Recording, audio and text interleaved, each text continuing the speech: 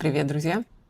Рада вас видеть. Сегодня 31 июля, записываю пролог к видео номер 31.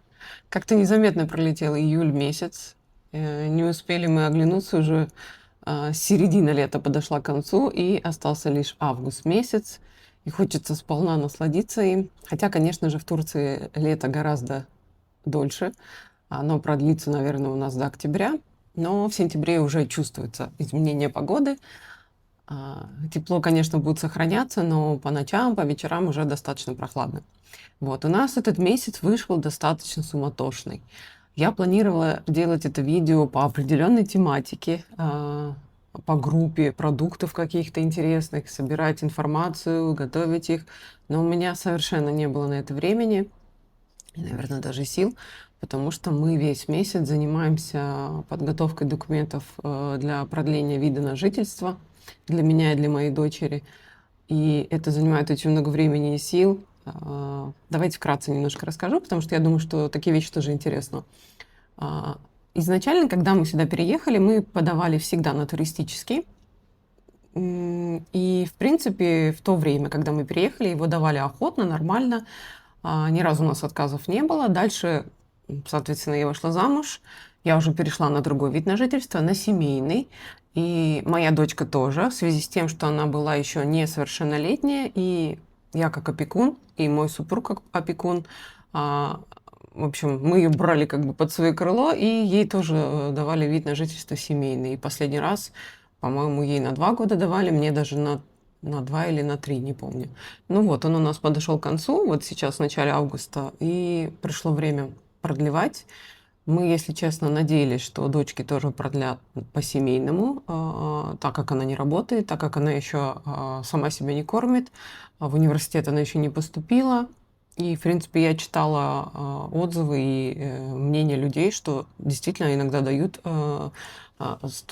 предстудентам, скажем так, или молодым людям, кто в семье без работы, также продлевают семейный вид на жительство, но, к сожалению, не в этот раз. То есть мне семейные одобрили практически за 2 дня. Пришло подтверждение, что готовится карточка на 2 года. Я, в принципе, могла просить на 3, но у меня заканчивается скоро загранпаспорт.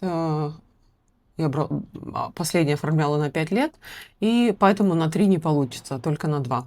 Вот. А дочки мы подали на семейный. Нас вызвали из миграционной службы, Göçdaireси она здесь называется. Сказали, что по семейным она уже не проходит, так как ей 20 лет уже, и якобы переделала эти документы на туристический вид на жительство, хотя мы запросили всего 6 месяцев, потому что у нее также заканчивается действие паспорта, и максимум, что мы можем взять, это 6 месяцев. Нам просто нужен сейчас вид на жительство до того, как она поступит в университет, дай бог. Там уже можно подаваться на студенческий, и уже проблем с этим не будет. Вот. И то есть мороки столько, нам сейчас заново все документы пересобирать, заново налоги все оплачивать. Тот, конечно, мы вернем, но на все это нужно время. И снова нам ехать в эту миграционную службу, где всегда огромные очереди. Иногда можно потратить 5-6 часов, просто сидя в очереди в огромном зале, где люди со всего мира, в общем, на разных языках общаются, всегда толпы. В общем, такое себе удовольствие, эта вся процедура. Но никуда не денешься. Поэтому вот мы снова в ближайшее время будем заниматься документами дочери. Так что вот, это немножко нервно, переживательно, потому что бывают отказы, и если придет отказ, то это прям вообще головная боль, так как она еще не поступила, она в процессе поступления в университет, она сейчас весь экзамен сдает экзамены, весь август сдает экзамены в университеты по рисованию, и мы не знаем, как оно выйдет, что получится, что не получится. В общем, я лично как мама сейчас, конечно, в очень тревожном состоянии. Хотя я всегда стараюсь доверяться Вселенной, ну, как бы, что суждено, то суждено, но все равно, как ни крути, у меня немножко вот этот вот тремор внутри, и я переживаю, как оно все сложится. Плюс у нас хорошая новость. У меня в начале сентября прилетает семья, моя мама с родной сестрой, погостить к нам на какое-то время. Мама, может быть, даже подольше останется. В общем, для нас это очень-очень радостная весть, что мы проведем вместе чудесное время. Я очень по ним скучаю, мне их очень не хватает, и для меня это прям счастье.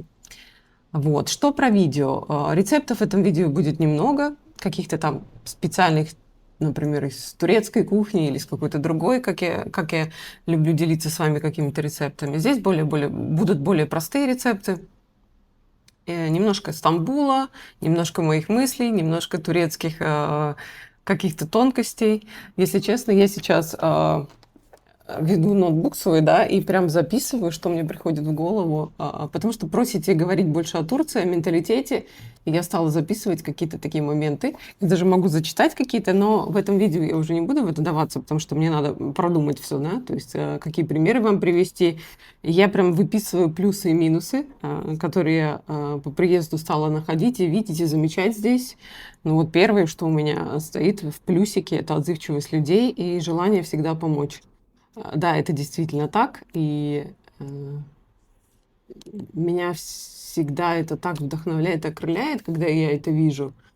Я не знаю, откуда это в них. То есть то же самое еще и касается, например, очень бережного, трепетного отношения к пожилым людям, к маленьким детям. Не знаю. В общем, я подумаю, как это вам объяснить и какие привести жизненные примеры. Вот второе у меня безопасность в темное время. Тоже мы стали замечать и с самого начала, как приехали, что здесь не страшно. Вечером, ночью абсолютно спокойно. Смотря, конечно, какой район. Есть такие опасные районы, но я говорю в целом про безопасные районы. Очень спокойно. Что у меня тут еще? Здесь уже более такие подробные я буду рассказывать. Свадьбы, страховка покрытия лекарств, про реконструкцию зданий. Очень интересная тоже тема, но тут одной минуты не обойдешься. Про менталитет турок в целом, про их характер. В общем, про свадьбы, про танцы. Тут очень много нюансов, очень много непривычных вещей, которые нам, переехавшим иммигрантам, кажутся странными. Но мне в целом, я такой человек с широким сознанием, я космополит, наверное. И для меня, наоборот, это классно, что-то новое. В общем, есть что вам рассказать. Также составляю, конечно, список того, что будем с вами готовить интересного. Я думаю, что одной из следующих тем будет холодные супы, но не только турецкие, а вообще все интересные супы для летнего времени холодные, которые мне нравятся в других странах также. Испанский, турецкий, болгарский, литовский, всех цветов радуги практически. В общем, я постараюсь сделать, чтобы они были интересные и разнообразные. Что еще? Хочу немножко пройтись по сырам Турции, потому что несколько раз уже мне писали комментарии, где-то я читала, что якобы в Турции абсолютно нет нормальных сыров, да что вы там покупаете, да что вы едите, абсолютно нет европейских сыров. Ребят, но в Турции настолько консервативные люди в плане еды, им настолько не нужны абсолютно им европейские сыры, потому что им нравятся свои сыры, они очень хорошего качества, и их огромный выбор. Почему люди думают, что здесь мало сыров, я не знаю. Они, конечно, отличаются от привычных нам сыров, они другие, но они ничуть не хуже. Выдержанные сыры, мягкие, разные виды творога, белые сыры, фета по типу брынзы. Очень много сыров, и они очень вкусные. Я не знаю, как можно говорить, что здесь нету сыров, их очень много. Что еще? Потом попросили меня рассказать про портулак. Это такая зелень, здесь она называется семизоту. Что из нее можно готовить, как ее употребляют в пищу в Турции, тоже расскажу. Очень интересная зелень. И, наверное, я прям сделаю отдельный выпуск про необычные продукты на рынке, летние, может быть, особенно, которые не во всех странах есть, которые не везде готовят. Вот, мне кажется, это будет интересно. Что еще? Наверное, может быть, как-то сделаем выпуск про горячие супы, потому что я знаю, что иногда чем проще блюдо, тем, я даже не знаю, как это сформулировать. Ну, допустим, возьмем борщ. Мне кажется, что борщ готовить умеют все, а когда я этого касаюсь, все говорят: о, поделись рецептом. И для меня это удивление, зачем, почему. А оказывается, как бы их действительно много секретов, много рецептов, и хочется узнать, как человек готовит вот это простое блюдо. И тут касается многих супов, в общем, можем поготовить по супам. И плюс, если у вас есть какие-то мысли касаемо интересных тематик, каких-то групп продуктов, блюд, пишите в комментариях, что бы вы хотели увидеть. Вы мне таким образом поможете, подскажете, чтобы наши видео были более интересными. Ну что, наболтала? Здесь те самые цветочки, которые, я не знаю, вставлю или нет я в это видео фрагмент одного вечера. В общем, все равно давайте повторюсь. Не так давно, пару дней назад, на моем канале появилась очень красивая циферка 500. Наверное, все подумают, что такое 500. Это ничего. Для YouTube-канала это всего лишь 500. Но для меня это не всего лишь, а ого-го. Да, согласна, некоторые каналы растут очень быстро, но у меня путь более длинный и экологичный.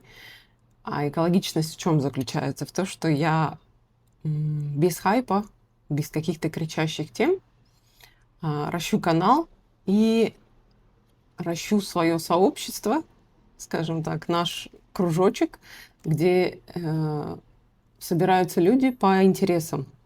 Это гораздо дольше, это гораздо более длинный, долгий, сложный путь, но зато какой. Качество подписчиков совершенно другое, нежели на каких-то хайповых каналах. Поэтому для меня 500 это прям классная цифра. И мой супруг, который меня во всем поддерживает, особенно в плане Ютуба, в плане техники, в плане простора мышления, в плане там идей каких-то даже. То есть он каждое утро, просыпаясь, смотрит, сколько у меня подписчиков. Наверное, он опережает меня 100%. И для меня это так важно. Вы не представляете, как это важно, когда твои близкие тебя поддерживают. И вот он в честь вот этой красивой цифры принес мне букет цветов. И я так обрадовалась, мне это было так приятно. Эти красивые белые хризантемы, такой знак чудесный. В общем, спасибо ему огромное, очень его люблю. Вот, что хотела рассказать. Поэтому канал растет, канал шевелится, канал развивается. Не бешеными темпами, но немножко все-таки подрастает, чему я, конечно, очень рада. И хочется продолжать в том же духе. Вот. Поэтому спасибо вам еще раз огромное. И давайте перейдем к видео.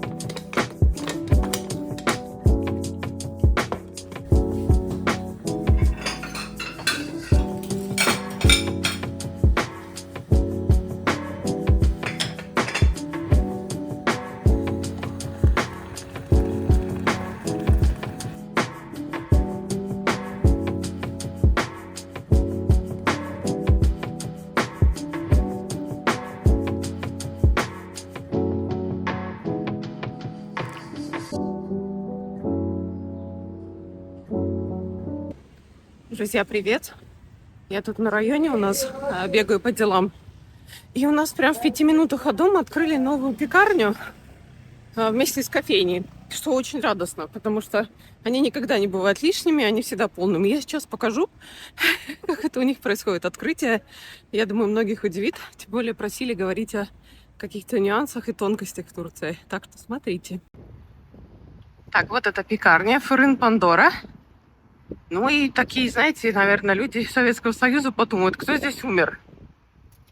А вот никто не умер, потому что в Турции, так вот она пекарня красивая, поздравляют с открытием какого-то бизнеса вот такими красивыми венками. Вот такой вот аспект турецкого менталитета. Так что поздравляем ребят с открытием. Обязательно наведаемся в ближайшие дни. И напишите ваше мнение, что вы об этом думаете.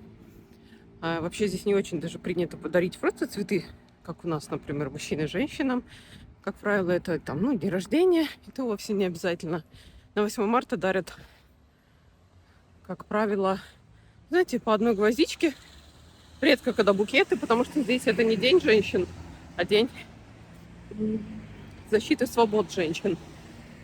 День феминизма, можно так сказать, потому что здесь проходят демонстрации с женщинами, созданные, конечно же, в общем, защищают права женщин. Поэтому с цветами тут немножко другая история, и тут нет культа вот этого четное, нечетное. Абсолютно без разницы.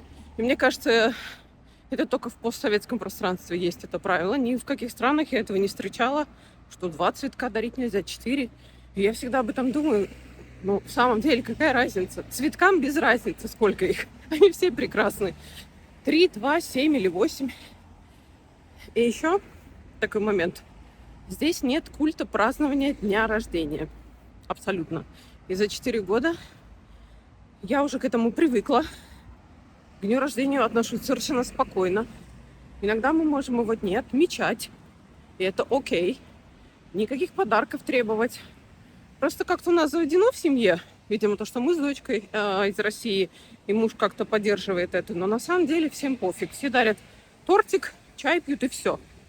А слова юбилей у них вообще в понимании культуры нету.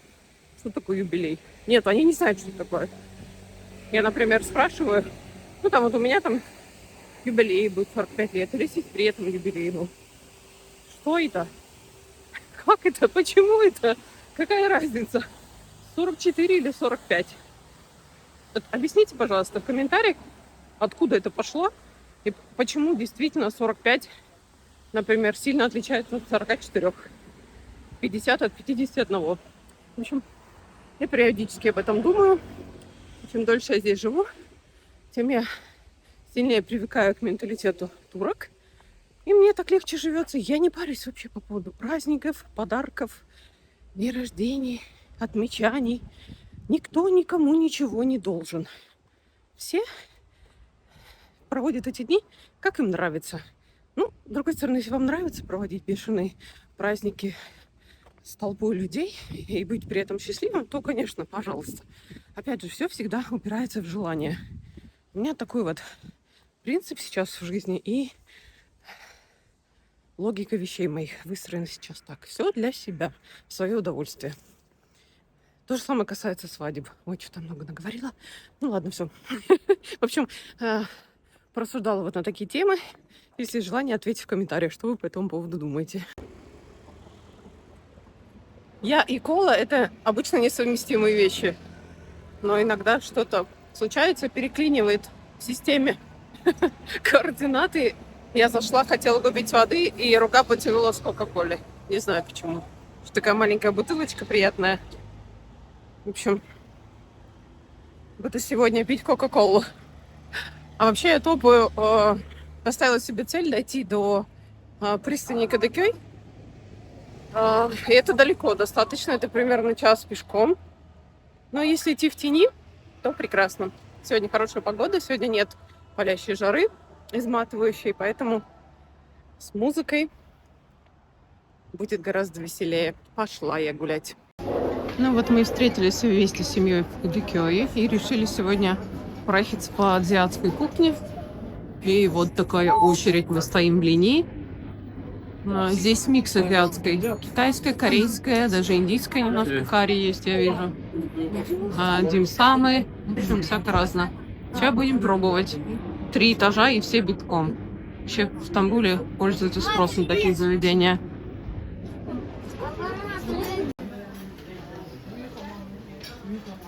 Так, что мы заказали? Мы заказали вот такие дампли китайские, хрустящие, очень вкусные, уже попробовали, много бульона внутри. По-моему, они с мясом. Я себе заказала дополнительное яйцо в соевом соусе. У супруга у меня с черным перцем и с острым перцем нудлс. Мы пьем чай китайский зеленый. И сейчас нам принесут рамен. Раменчик подъехал.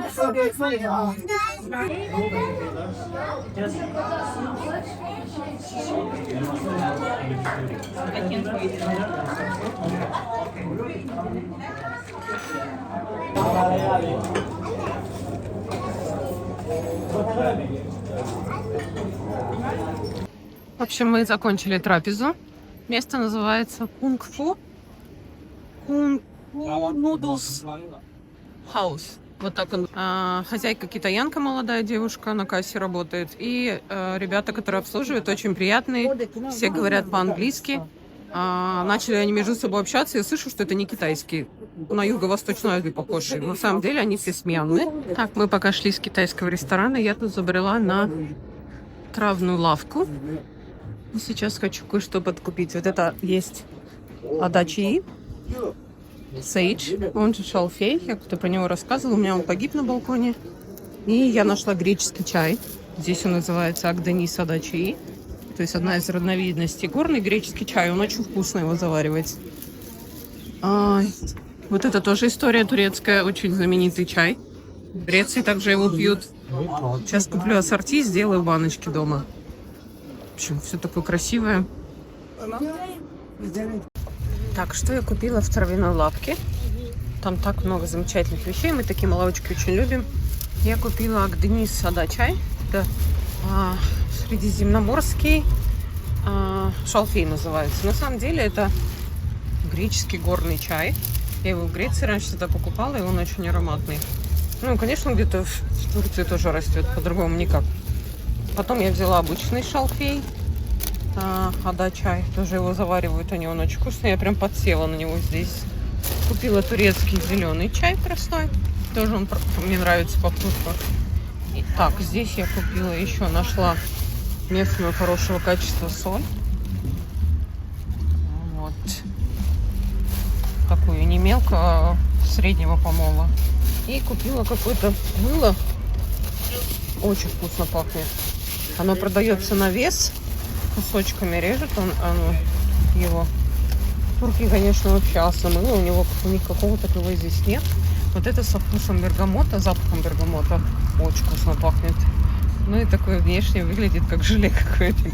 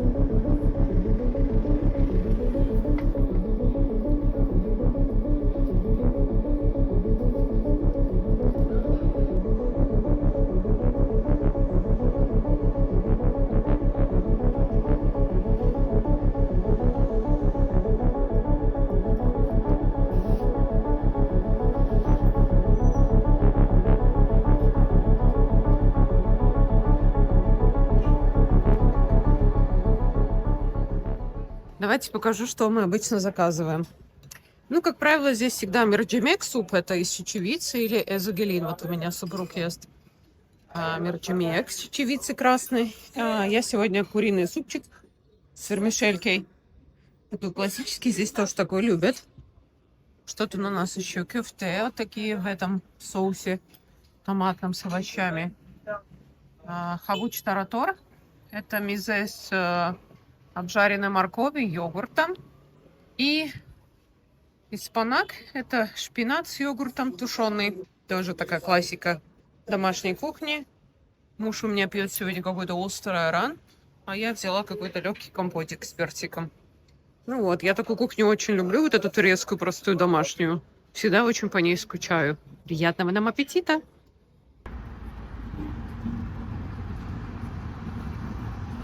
Вот тот самый греческий горный чай. Одну связочку я повесила на стену сухую. Здесь я собираю всякие травы. Мне очень нравится такой деревенский вайб немножко. Ну, а другую я измельчила. Вот так я раскладываю чаи в баночки. Вот здесь это шалфей обычный, чай, который здесь называется. А это тот самый горный греческий чай. И сейчас я его заварю. Хочу его попить. Он очень приятный, не горький. И меня как-то он прям успокаивает. Вообще здесь у меня много разных чаечков. Мы их очень любим. Также кофе. Здесь турецкий кофе. Здесь гранулированный, из которого я делаю фраппе. Здесь у меня из России мне периодически привозит мама или сестра сушеный лист смородины. Очень любим его. Там у меня гречишный чай в уголочке.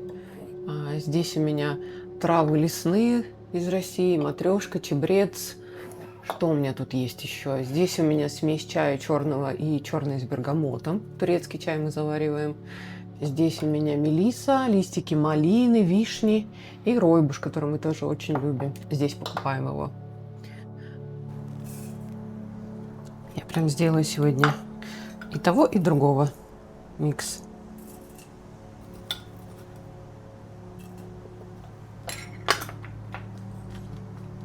Вот так он выглядит.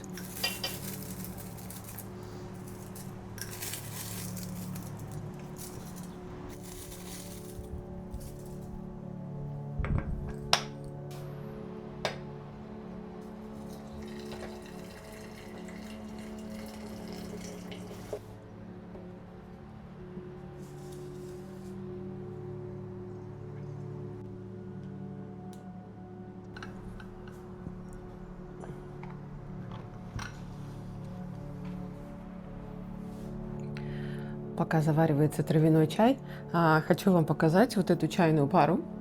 Вообще я собираю красивые кружечки. В России у меня прям целая коллекция их была. Ну, я, конечно же, все оставила. И здесь принялась за новое. Не могу сказать, что у меня прям их много, но какие встречаю интересные, обязательно покупаю. Вот эта чайная пара японская. Видите, тончайший фарфор. Я покупала ее на винтажном на обложке в Тбилиси в прошлом году. И хочу показать один секрет. Если мы ее поворачиваем вот так на свет, мы видим, видите, голова женщины гейши. И это прям так здорово. Я не знаю, как они это делают, но уникальная какая-то кружка. Она, я помню, стоила очень так недешево. Но я решила ее приобрести на память. И очень-очень рада, что я это сделала. Она прям тончайшая. Из нее так приятно пить зеленый чай или какой-то травяной чай. И размер оптимальный. В общем, похвалилась вам.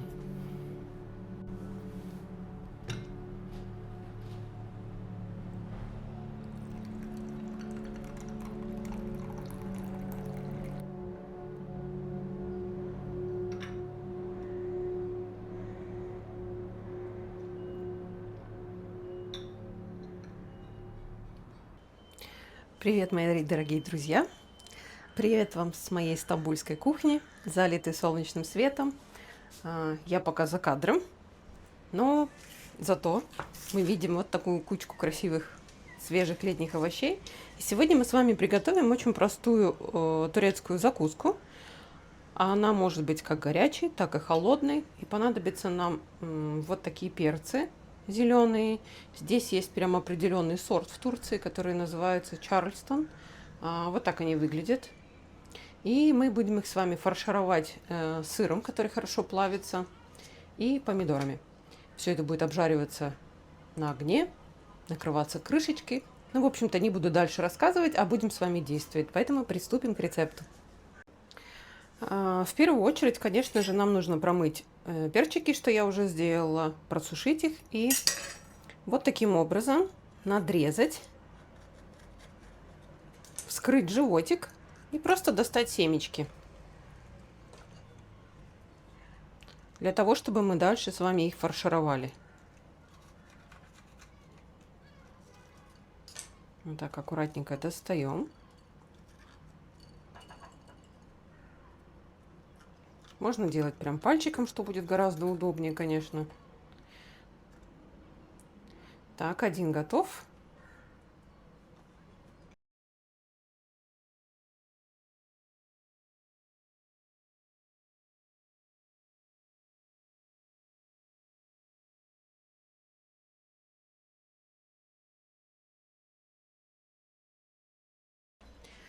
Следующий этап у нас томаты.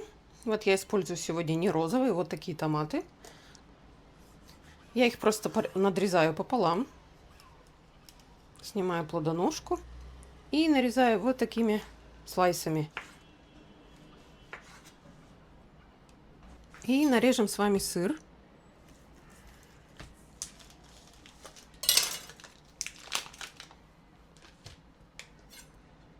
Сыр у меня очень хорошего качества, который хорошо плавится.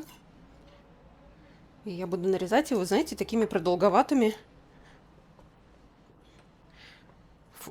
я не знаю даже, как сказать, удлиненными такими брусочками. Вот такой формы. И теперь буду фаршировать. Беру вот перчик, открываю, добавляю туда сыр. Добавляю несколько кусочков томатов. И, в принципе, все. Вот так закрываю. И в таком виде мы будем их обжаривать с вами.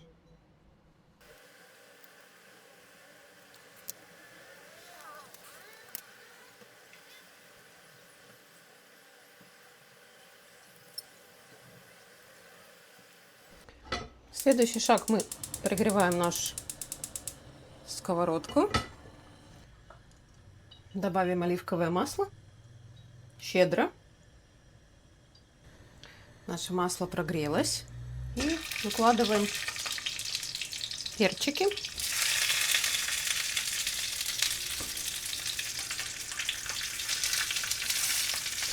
Перчики я решила перевернуть вот так, чтобы в горячей температуре у нас сейчас начнет плавиться сыр, конечно же, начнет весь выпекать. Поэтому в первую очередь мы с вами поджарим его заднюю часть перца. Ну а пока наши перцы румянятся, скажем так, я натру на терочке томат один.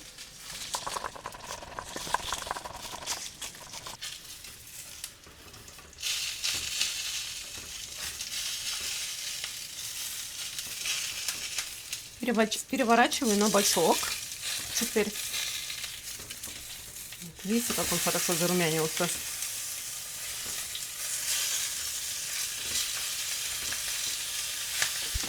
Сейчас я накрою крышкой и дам им потомиться, огонь немного убавлю.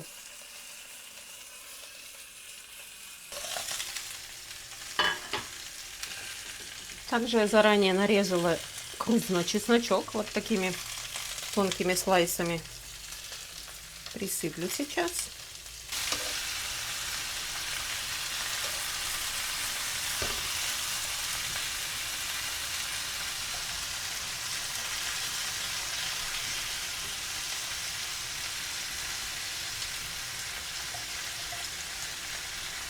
Аккуратно переворачиваем.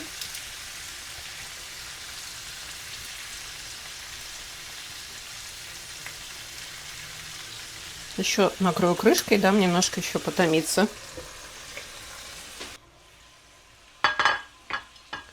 И вводим натертые томаты сверху. Я думаю, что одного томата будет нам достаточно. Снова накрываю крышкой и даю еще поготовиться минут 15.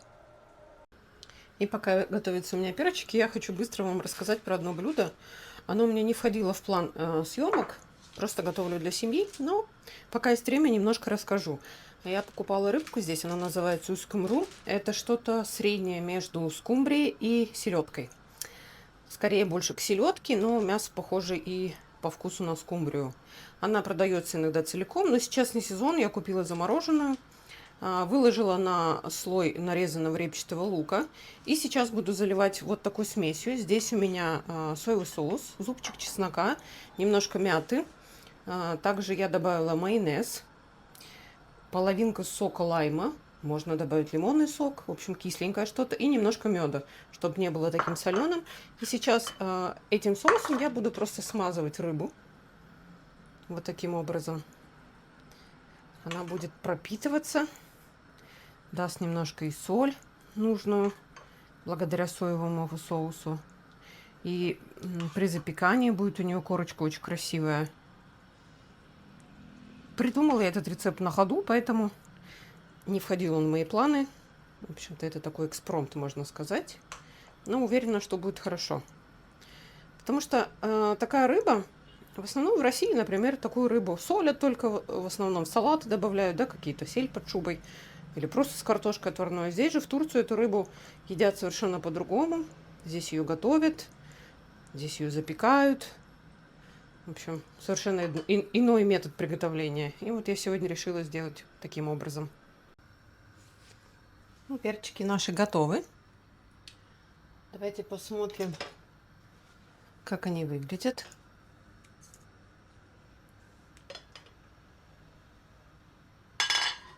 Пахнет очень-очень вкусно. Вообще запах приготовленных перцев, мне кажется, ни с чем не спутаешь. И в турецкой кухне перчик используют очень часто, и поэтому в округе, допустим, летом окна открыты, и постоянно пахнет печеным перцем. Потому что хозяйки готовят обеды, ужины, и всегда раздается такой вот аромат. Так оно выглядит. Можно подавать горячим, можно подавать холодным. Но в любом случае это очень вкусно. Я уже попробовала бульончик, который у нас вышел с вами. Он очень-очень-очень ароматный. Посмотрите, какое красивое солнечное блюдо. И все эти запахи: чеснок, летний томат, зеленый перец, у которого, посмотрите, как хорошо сходит кожурочка. То есть вы можете наслаждаться прям мякотью. И в сочетании с сыром, который плавится внутри, это будет очень-очень вкусно. Попробуйте. Если будете готовить, непременно поделитесь, понравилось ли вам это блюдо. Приятного аппетита!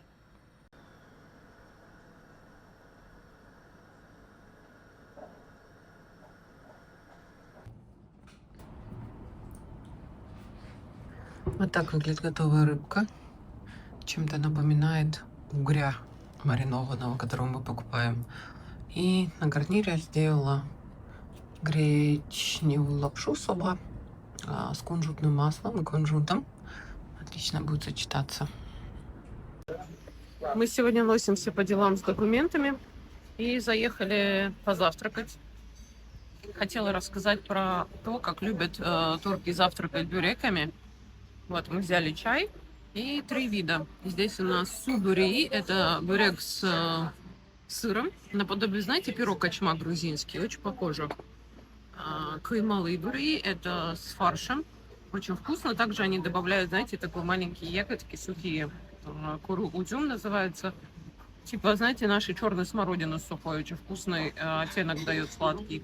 И здесь пиде, тоже знаменитая такая, типа, не знаю, даже пицца турецкая, да? Внутри мясо, сыр, очень вкусно. Лодочка. В общем, лодочка такая, да, получается.